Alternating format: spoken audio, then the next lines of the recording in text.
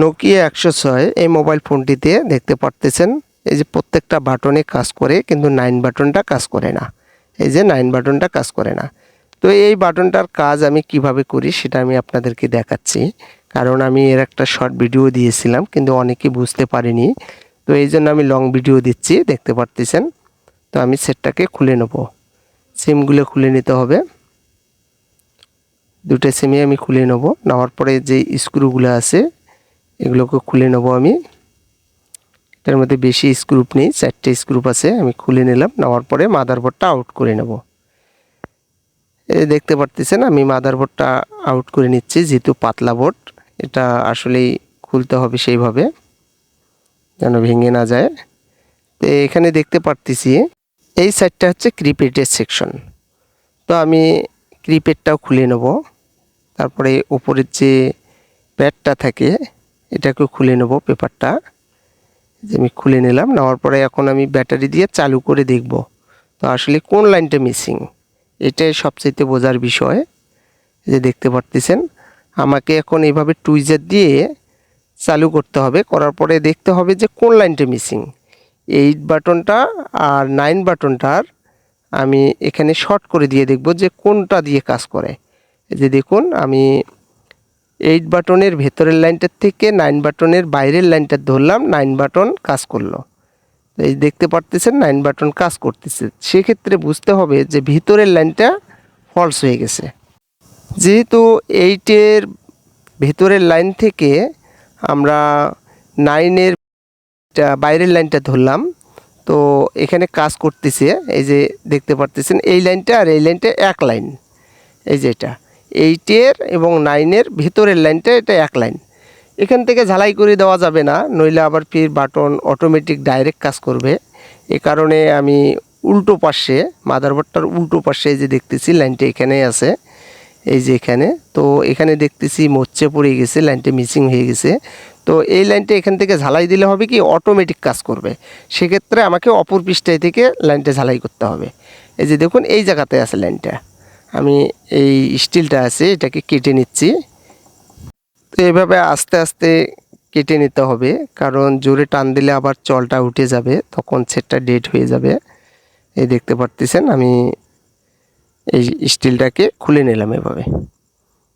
তো খোলা হয়ে গেল। এই যে দেখতে পারতেছেন এভাবে ধরতে হবে, ধরার পরে মাঝের লাইন থেকে দেখতে হবে এখানে কোথায় একটা ডট আছে। এই যে এখানে একটা ডট আছে, কারণ ওই 9 বাটনের মাঝের লাইনটা এই যে এখানে অপর পৃষ্ঠায়, এই যে এখান থেকে লাইনটা এখান পর্যন্ত টানতে হবে। দেখতে পারতেছেন এই যে এখানে 9 বাটনটা এখান থেকে টানতে হবে। এই দেখুন আমি এই যে ছোট্ট ডটটা আছে এটাই 9 বাটনের মাঝের লাইনটা, অর্থাৎ পজিটিভ লাইনটা। তো আমি এটাকে একটু ঘষে নেব, ঘষে লাইনটা বের করে নেব। দেখতে পারতেছেন আমি ঘষে ঘষে নিচ্ছি, এই যে ঘষে নিচ্ছি আমি এখানে। তো ঘষা হয়ে গেলে দেখতে পারতেছেন এখান থেকে একটা চিকন তার দিয়ে লাইনটা টানতে হবে। তো আমি আগে সোল্ডারিং করে নিচ্ছি ভালোভাবে, তারপরে একটা চিকন তার নিতে হবে। এই যে দেখুন আমি সোল্ডারিং করে নিচ্ছি এখানে, এই যে নিয়ে নিলাম, হয়ে গেল কাজটা। তো এখন এই দিক দিয়ে একটু আটা ব্যবহার করব যাতে জন তারটা ছিঁড়ে না যায়। এই যে দেখুন এই যে এই লাইনটা, এই লাইনটাই কিন্তু কই লাইন, এই যে এই দিক দিয়ে লাইনটা চলে আসছে, সে এই দিক দিয়ে এই যে এখানে আসছে, এখানে 9-এর যে পজিটিভ লাইনটা ঠিক এখানেই, এই যে এটা লাইন। তো আমি কি করব, একের দিক দিয়ে একটু আটা দিয়ে ওই তারটা ভালোভাবে আটকাবো যাতে জন ছিঁড়ে না যায় বা নড়াচড়া না করে। এই যে দেখুন আমি এইভাবে ঠিক বসিয়ে নেব এখানে, দেখতে পারতেছেন। তো আগে আমি ডায়াগ্রাম দেখে নিয়েছি, তারপরে আসলে এই কাজটা সহজ হয়ে গেছে। এই যে দেখতে পারতেছেন আমি এখানে এখন সোল্ডারিং করে দেব, অর্থাৎ তারটা ঝালাই করে দেব। এই যে দেখতে পারতেছেন এই জায়গাটার মধ্যে এটাই হচ্ছে 9 বাটনের পজিটিভ লাইনটা।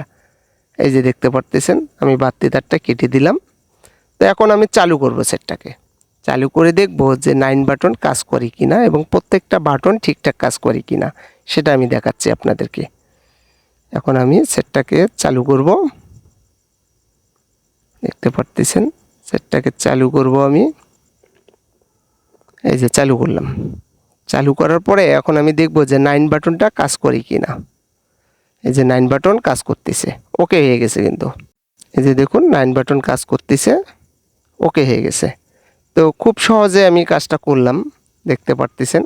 তো এখন ক্রিপেটটা লাগিয়ে নেব, এটা ভালোভাবে লাগাইতে হবে। একটু সরানামা হলে তখন বাটন উল্টাপাল্টা কাজ করবে, দেখতে পারতেছেন। তো আমি এখন কেসিংয়ের মধ্যে এটা সেট করব, সেট করে আবারও চালু করে আপনাদেরকে দেখাচ্ছি প্রত্যেকটা বাটন কাজ করে কিনা। তো হয়ে গেল। তো সিম দুটোও তুলে নিচ্ছি, যেহেতু কাজটা হয়ে গেছে একবারে। আমি সিম দুটাই তুলে নিচ্ছি। এখন ব্যাটারি দিয়ে সেটটাকে চালু করব। সেটটাকে চালু করলাম, দেখতে পারতেছেন। একটু লোডিং নেবে, এই যে চালু হয়ে গেছে। এখন দেখুন 9 বাটন কাজ করতেছে। এখন আমি প্রত্যেকটা বাটন টিপি টিপি দেখতেছি যে কাজ করে কিনা। হ্যাঁ, প্রত্যেকটা বাটনে কাজ করলো। তো খুব সহজে আমি কিভাবে কাজটা করলাম আপনাদেরকে দেখালাম।